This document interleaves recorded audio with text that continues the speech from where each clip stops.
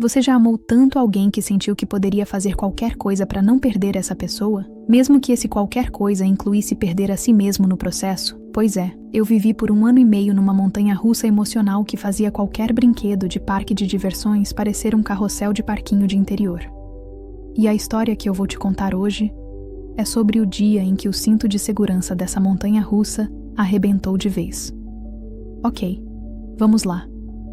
Quando a gente pensa em relacionamento tóxico, o erro mais comum é confundir caos com paixão. A gente foi doutrinado pelas novelas mexicanas, pelos filmes de Hollywood, a acreditar que amor de verdade tem que ter drama, tem que ter briga, tem que ter reconciliação cinematográfica, tem que ter umas portas batendo. A gente aprende que a calmaria é tédio.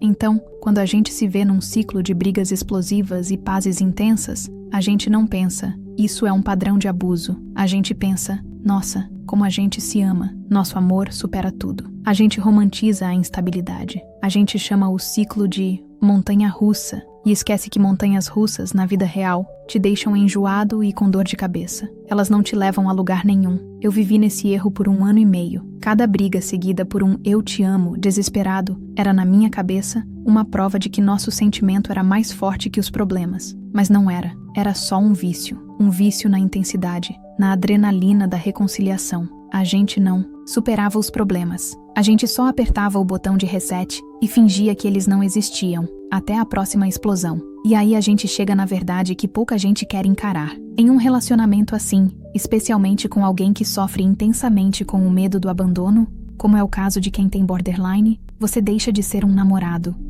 Você vira um gerenciador de crises. Sua principal função no relacionamento não é mais amar, compartilhar, crescer junto. Sua principal função é evitar a próxima explosão. Você se torna um especialista em desarmar bombas. Cada palavra que você fala é cuidadosamente calculada. Cada bom dia tem que ser no tom certo. Cada decisão, por menor que seja, vamos pedir pizza ou japonês, passa por um complexo cálculo de risco emocional. Você vive pisando em ovos. E o pior, você começa a achar que isso é cuidar da pessoa. Você pensa, eu a amo tanto que estou disposto a andar nesse campo minado por ela. Mas você não está cuidando dela. Você está apenas adiando a próxima detonação, enquanto se despedaça aos poucos. Você não está mais lidando com a pessoa que você ama. Você está o tempo todo em uma negociação de reféns com o medo dela. E o refém, na maioria das vezes, é a sua própria paz de espírito. Você não está num relacionamento. Você está numa missão de contenção, e essa missão é impossível. E isso me leva à grande virada, a reflexão que talvez seja a mais dura de todas. Onde termina o amor e começa a codependência? Onde termina o cuidado e começa o sacrifício inútil? O dia em que eu fui forçado a encarar essa pergunta de frente foi o dia em que a montanha-russa saiu dos trilhos. Foi o dia em que eu percebi que não dava para amar alguém o suficiente para curar uma dor que não era minha. E que, ao tentar, eu estava apenas me incendiando para tentar mantê-la aquecida. E no fim, o que a gente teria não era calor, mas 2 pessoas reduzidas a cinzas. O amor, eu descobri da pior forma possível, não é a única coisa que sustenta uma relação. Ele não pode ser. Quando o amor vira a justificativa para a chantagem, para a manipulação, para a autodestruição mútua, ele deixa de ser amor. Vira outra coisa, vira uma âncora. E se você não tomar cuidado, ela te puxa para o fundo junto com o navio que já estava afundando. Mas antes de chegar nesse dia, no dia do colapso, deixa eu te contar como era o nosso normal. Eu estou nesse relacionamento, que hoje eu vejo como tóxico, há 1 ano e meio. É a distância, mas entre cidades próximas. O que na prática significava que a gente dava um jeito de se ver com bastante frequência, pelo menos 2 vezes por mês. Era sempre um evento. A expectativa, a viagem, o encontro. Ela, vamos chamá-la de Ana, é uma pessoa incrível de muitas formas. Inteligente, engraçada, com uma intensidade que no começo era magnética. Ela tem o diagnóstico de transtorno de personalidade borderline. E eu? Bom, eu tenho meus próprios demônios para lidar. Um TDAH que torna meu cérebro um navegador, com 50 abas abertas ao mesmo tempo, e uma ansiedade que adora me contar histórias de terror sobre o futuro. Uma combinação, digamos, explosiva. No nosso relacionamento, as brigas e desavenças sempre foram uma constante, mas a gente sempre encontrava um jeito de voltar. O ciclo era quase um ritual. A Ana tem um mecanismo de defesa muito particular. Quando algo a incomoda, quando ela se sente ameaçada ou contrariada, ela não senta e conversa. Ela aperta o botão de ejeção. Ela bloqueia. WhatsApp, no Instagram, em tudo. É um silêncio digital absoluto. E depois de um dia, ou 2, ela reaparecia, como se nada tivesse acontecido. Oi, tudo bem? No meio da tarde. E a conversa recomeçava do zero, com a briga original varrida para debaixo de um tapete emocional já lotado de outras sujeiras. E sempre que eu tentava levantar o tapete, sempre que uma nova briga surgia e eu tentava resolver a questão, ela entrava na defensiva. A tática era sempre a mesma: desviar o assunto, puxar do baú uma mágoa do passado, um erro meu de 6 meses atrás que nunca foi resolvido de verdade. E no final, a discussão virava uma salada de frutas de acusações antigas. Nada era resolvido. A gente se cansava, dizia "eu te amo" e seguia em frente. Tudo ficava normal de novo, até a próxima briga. E o ciclo se repetia. Para ilustrar, teve uma vez, uns meses atrás, que a gente teve uma briga épica, porque eu esqueci de mandar mensagem de boa noite. Eu tinha tido um dia infernal no trabalho. Cheguei em casa exausto e simplesmente apaguei no sofá. Acordei às 3 da manhã com o celular vibrando sem parar. Eram dezenas de mensagens dela. Legal, né? Já tá com outra? Nem pra mandar um boa noite, né? A consideração acabou. Cansei de ser trouxa. E claro, quando fui responder, já estava bloqueado em tudo. Passei a noite em claro. Minha ansiedade a 1000, meu TDAH hiperfocado naquilo, repassando meu dia, tentando entender onde eu tinha errado tão gravemente. No dia seguinte, por volta da hora do almoço, ela me desbloqueou e mandou um meme de gatinho. Eu, ainda atordoado, perguntei: "A gente pode conversar sobre ontem à noite?" A resposta dela: "Ontem? Não aconteceu nada ontem. Tá tudo bem." E se eu insistisse, a conversa viraria: "Nossa, você é muito apegado ao passado, né? Sempre querendo remoer as coisas." E pronto. O esquecimento de um boa noite foi parar debaixo do tapete, junto com tantas outras coisas. A gente vivia assim, pulando de uma ilha de calmaria para outra, mas sempre sabendo que o mar ao redor estava infestado de tubarões de mágoas não resolvidas, o que me leva ao início do fim. Alguns dias atrás, eu estava jogando com ela. A gente adora jogar online. É uma das formas que a gente tem de se conectar à distância. Era um jogo competitivo, desses que você entra num time com outras pessoas aleatórias e pode conversar por voz. Eu sou comunicativo. Gosto de brincar, de falar sobre a estratégia do jogo. É parte da diversão. Nesse dia, tinha uma menina no nosso time. Durante a partida, ela fez uma brincadeira qualquer sobre o filho dela torcer para um time de futebol rival. Uma conversa banal, de elevador. E eu, no meio do jogo, apenas perguntei a idade do filho dela. Uma pergunta, 7 palavras. "Nossa, que legal! Quantos anos ele tem?" Foi isso. Foi o suficiente para o céu desabar. A Ana ficou muda no jogo. Segundos depois, o ícone dela desapareceu. Ela tinha saído da partida. Meu celular apitou na mesma hora. Mensagens dela: "Vai lá ficar. Com ela. Legal, né?" Dando em cima da menina na minha frente. "Vai lá jogar com ela, já que vocês se deram tão bem." E a última mensagem, antes do bloqueio inevitável: "Depois diz que eu que traí." E puf, bloqueado. De novo. Eu fiquei ali, no meio de uma partida online, com estranhos me perguntando: "Cadê sua duo?" Completamente paralisado. A humilhação, a confusão, a frustração. Eu saí do jogo e comecei a maratona da agonia. Tentei ligar, caixa postal,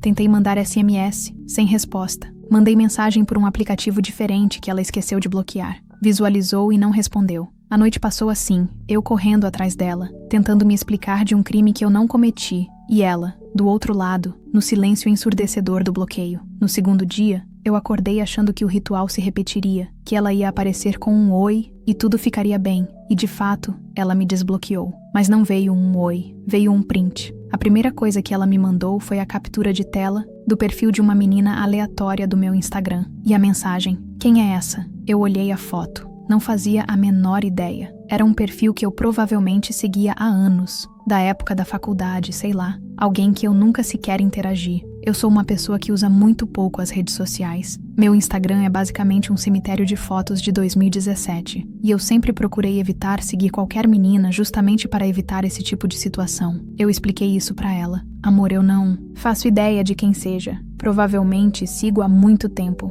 Posso dar unfollow bloquear, o que você quiser. Não significa nada pra mim. Mas não adiantava. Ela surtou. Começou a mandar mais prints do perfil da pessoa, circulando as fotos, como uma detetive que encontrou a prova do crime. Bonitinha, né? Claro que você não lembra. Deve seguir tantas que nem sabe mais. A conversa não evoluía. Era um muro. E no meio do surto, ela me bloqueou de novo. Só pra contextualizar, a Ana passou por um episódio muito traumático com um ex-namorado. Um cara que realmente atraía, que ficava seguindo várias meninas, parando de seguir, voltando a seguir. Aquele jogo doentio. Eu sei que isso é um trauma enorme pra ela. O problema é que eu nunca fiz nada disso. Eu não falo com nenhuma mulher, não flerto, não fico de joguinho em rede social. Eu sou o oposto disso. Mas, na cabeça dela, naquele momento de crise, eu e o ex dela viramos a mesma pessoa. E eu estava sendo punido pelos pecados dele. Eu nunca a traí. Ela sabe disso. Ela sabe o quanto eu sempre fiz questão de estar com ela, de viajar para vê-la, de incluí-la na minha vida. E ouvir uma merda dessas, ser acusado de algo que eu não fiz, me deixa maluco, me deixa muito, muito triste. Porque ela não abre o menor espaço para eu conversar. Ela surta, grita, desliga o telefone, some, e eu fico aqui, com a acusação e sem direito à defesa.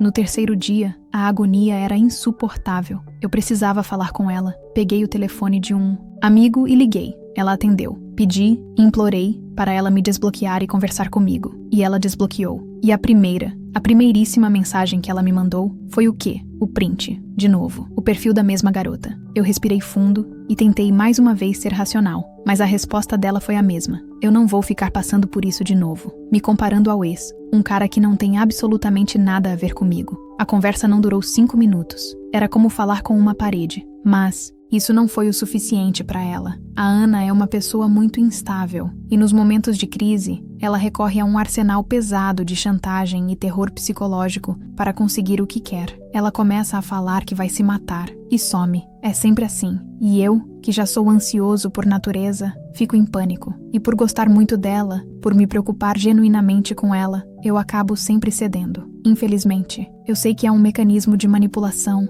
mas na hora do desespero, o medo de que ela realmente faça algo fala mais alto. E foi aí que a montanha-russa saiu dos trilhos. Ela me ligou por videochamada. Eu atendi, o coração na boca, esperando mais acusações. Mas o que eu vi na tela me paralisou. A imagem estava tremida. Era noite. Ela estava no meio da rua, carros passando ao fundo. E ela estava se batendo, dando tapas no próprio rosto, socando a própria perna. A cena era aterrorizante. E eu, do outro lado da tela, a quilômetros de distância, completamente impotente, só conseguia gritar. Para com isso, Ana! Pelo amor de Deus, para! O que você tá fazendo? E ela, chorando, gritando, dizia: eu não aguento mais. Eu vou me jogar na frente de um ônibus. O pânico tomou conta de mim. Não, não, não. O que você quer que eu faça? Eu faço qualquer coisa. E então veio a condição. A escolha é impossível. Eu quero que você mande mensagem para aquela vagabunda, para aquela menina do print. Eu quero que você xingue ela. Manda agora. Eu fiquei em choque. Ela queria que eu atacasse uma pessoa completamente inocente, uma estranha, para provar meu amor, para acalmar a crise dela. Eu não queria fazer aquilo. Ia contra tudo o que eu acreditava. Mas do outro lado da tela, a mulher que eu amava estava se machucando e ameaçando se matar. Entre meus valores e a vida dela, a escolha parecia óbvia, por mais distorcida que fosse. Eu vou fazer, Ana. Eu vou fazer, calma. Só para de se bater. Mas não deu tempo. Ela me olhou com um desprezo que eu nunca vou esquecer. Desligou a chamada e me deixou com as seguintes mensagens de texto. Você fez sua escolha. Tchau. Foi a última vez que tive algum contato com ela. O silêncio que se seguiu foi o mais aterrorizante de todos. Ontem, que foi o 4º dia dessa saga, eu passei o dia inteiro ligando para ela,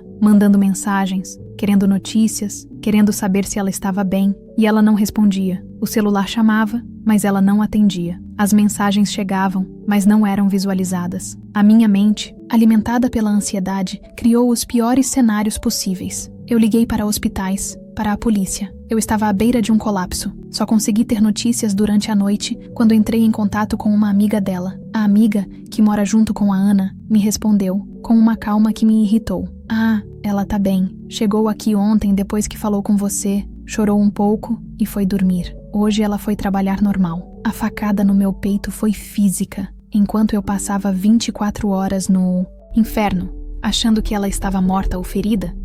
Ela estava dormindo.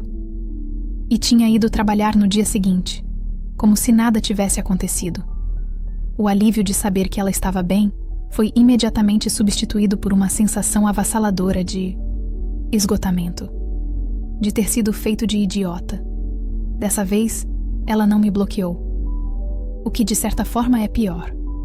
O bloqueio era uma porta fechada. A ignorada é uma porta entreaberta que ela se recusa a fechar ou a me deixar entrar.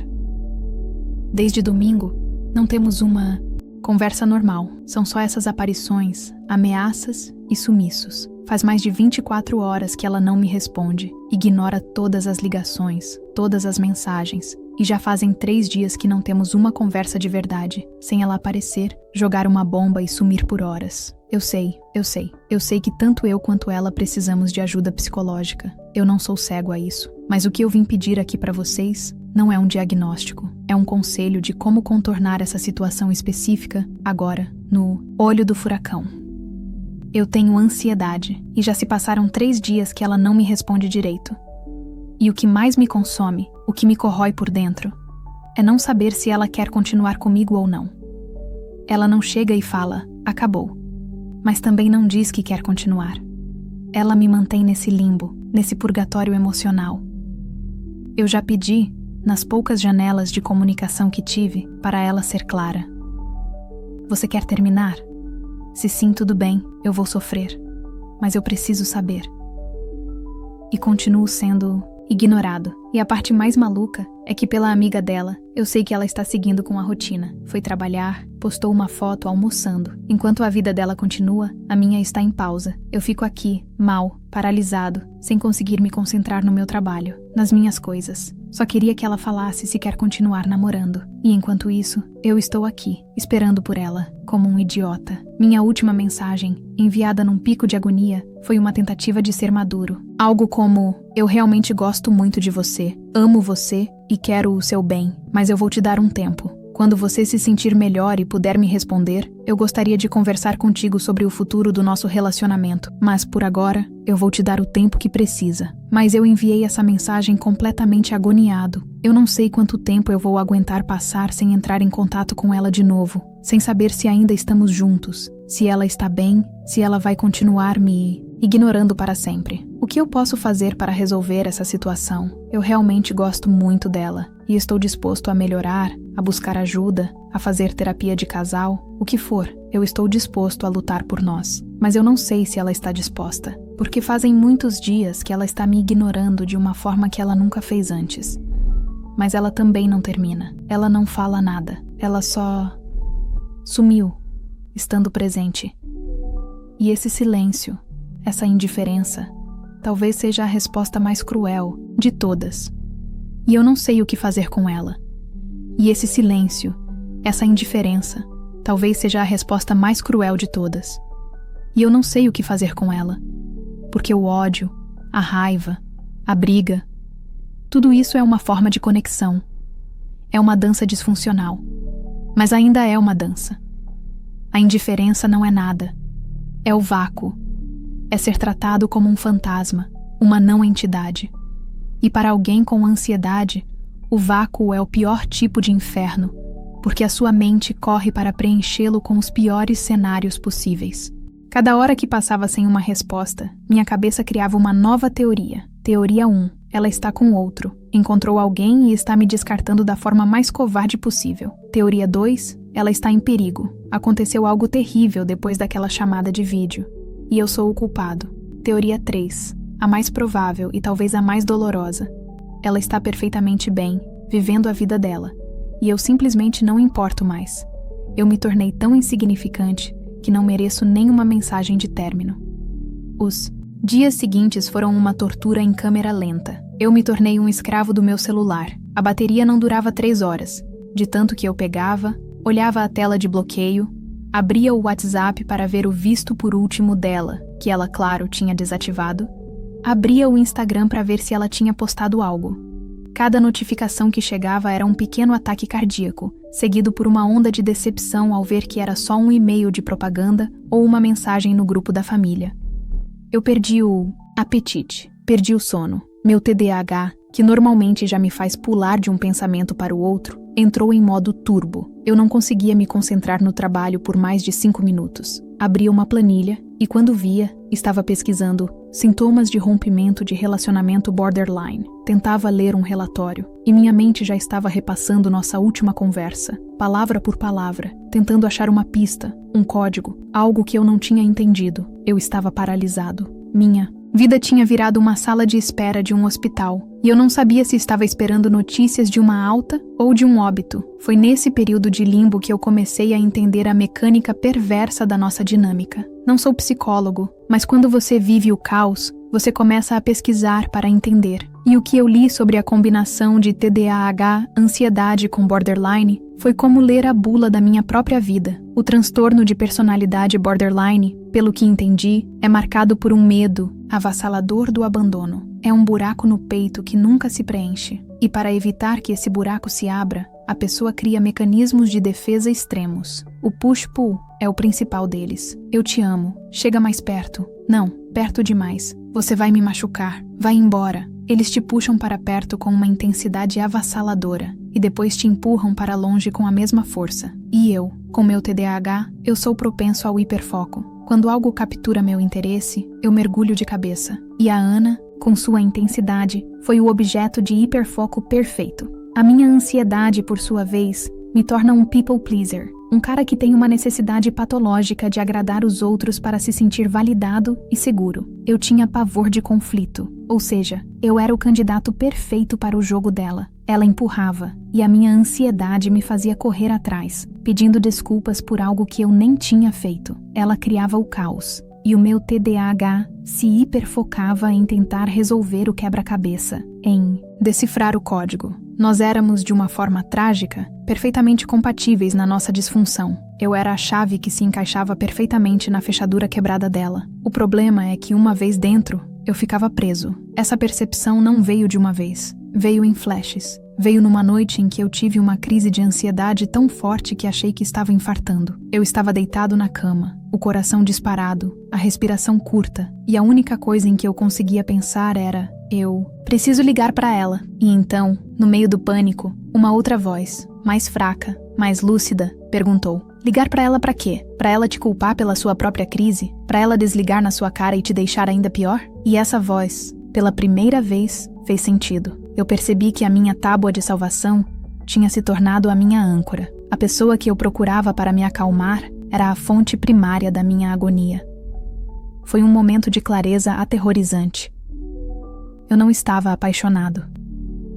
Eu estava viciado. Viciado no ciclo de caos e calmaria. Porque a calmaria, por mais breve que fosse, era a minha dose de alívio. Era a validação de que, apesar de tudo, eu ainda era amado. Mas não era amor. Era reforço intermitente, a mesma técnica usada para treinar ratos de laboratório. Às vezes você aperta a alavanca e ganha a recompensa, às vezes não. E é essa incerteza que te faz continuar apertando a alavanca, obsessivamente. Eu era o rato no laboratório da Ana, apertando a alavanca do eu te amo, do me perdoa, do por favor fala comigo, esperando a próxima migalha de afeto. Depois dessa noite, algo mudou em mim. A agonia não foi embora, mas ela ganhou uma companhia, a exaustão. Eu estava cansado de lutar, de esperar, de analisar, cansado de ser o único a remar naquele barco furado. E foi nesse estado de exaustão que, uma semana depois do último contato, o celular tocou. Era ela. Eu olhei para a tela, o nome dela piscando. Meu coração deu um salto, uma mistura de alívio e pavor.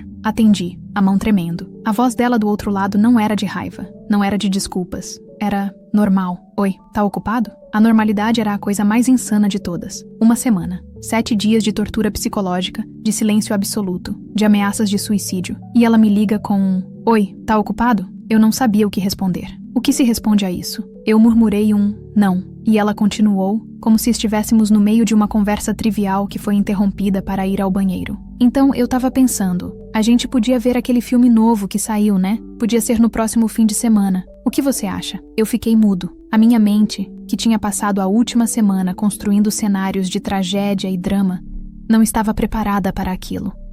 Para a negação completa da realidade. Era como se um furacão tivesse passado pela minha cidade, destruído minha casa, e no dia seguinte o prefeito aparecesse e perguntasse se eu não queria ir tomar um sorvete na praça.